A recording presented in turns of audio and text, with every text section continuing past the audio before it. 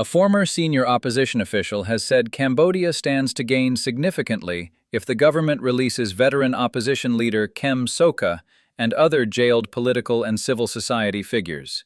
Sun Che, a former lawmaker from the now-dissolved Cambodia National Rescue Party, said freeing Kem Sokha, along with Candlelight Party Vice President Thatch Setha, political activists, environmental campaigners, and detained union leaders, would bring substantial benefits to the country.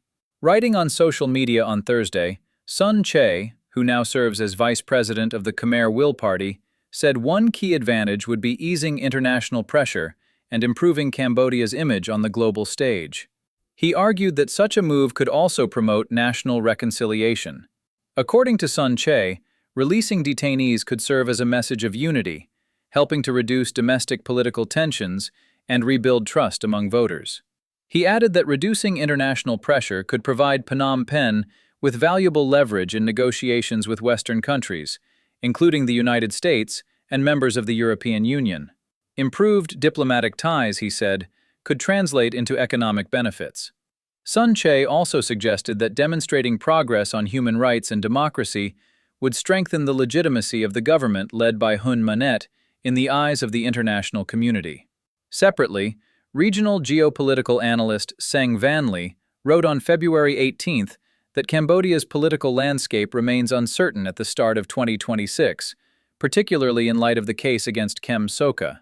The opposition figure was sentenced in 2023 to 27 years under house arrest on charges widely criticized by rights groups.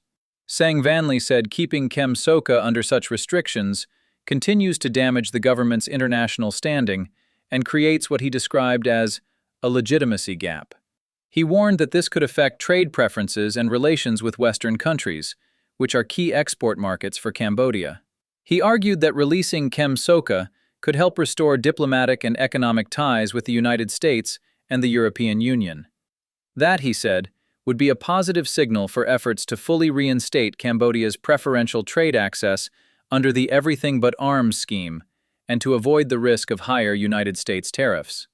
Civil society data released recently indicate that Kem Sokha is among 96 people described as unjustly detained, including opposition party officials, political activists, social campaigners, and human rights defenders. The Cambodian government has consistently maintained that legal proceedings against opposition figures are conducted in accordance with the law.